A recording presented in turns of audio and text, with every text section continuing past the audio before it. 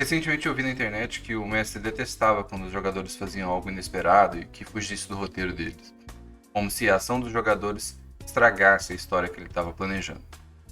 Levou a uma discussão de quem é o dono da história no RPG. A resposta mais simples seria, ué, o narrador, né? Ele que conta a história.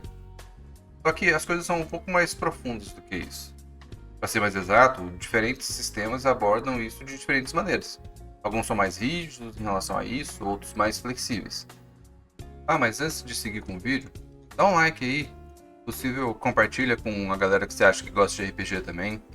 Não custa nada pra você e isso é importante pro YouTube saber que a gente não é um lixo. A mesa em si também dita muito dessa decisão. Eu já narrei pra jogadores que basicamente só faziam escolhas. Eu tinha que falar pra ele: ah, você quer ir pra igreja ou pra taverna? Ele escolhia um dos dois. Chegando lá eu falava: você vai só ouvir ou vai abordar alguém? E aí ele escolhia um dos dois.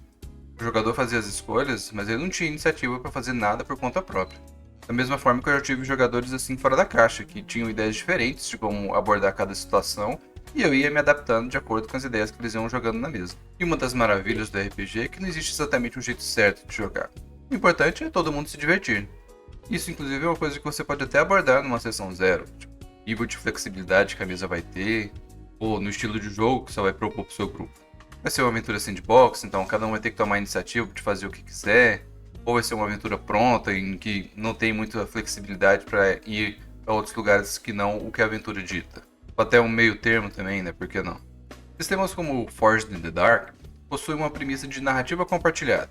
Ou seja, tanto o mestre quanto os jogadores são donos da história. O mestre propõe os desafios e os jogadores decidem como que vão encará-los. E muitas vezes decidem também quais são as consequências das ações que eles tomam. Algumas vezes acompanhado da regra de que o mestre nunca pode dizer não para uma decisão do jogador, mas sim algo como sim, porém. Alguns sistemas OSR colocam esse posicionamento inclusive no título que eles dão ao mestre. Só um adendo aqui, eu chamo a posição de mestre porque foi assim que eu aprendi lá atrás. É algo que deriva de Dungeon Master do D&D original.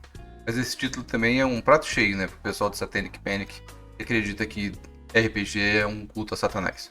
Alguns sistemas OSR então chamam o narrador de juiz, ou referee, porque ele não está lá exatamente para ditar a história, mas para julgar o resultado das rolagens de dados dos jogadores.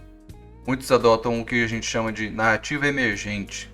A história surge a partir da rolagem de diversas tabelas, tais como de encontro, de moral, de relacionamentos, de ações, etc. E os jogadores, assim como o narrador, vão reagindo a essa história que surge, ditando um rumo imprevisível para essa história. Nas discussões que eu vi, a maioria das pessoas disseram que preferem uma história estruturada pelo narrador, mas que não impedisse que eles tomassem as próprias decisões. Afinal, se o narrador quisesse ditar o que os jogadores iriam fazer também, ele não precisaria de jogadores, né? Sim de atores. E você, qual que é o seu estilo preferido de narração? Você prefere deixar os jogadores livres para fazer o que quiserem e a história ir se adaptando às decisões dele? Ou se qualquer coisa que eles fizessem fora do caminho, uma parede invisível surge e impede que eles sigam naquela direção?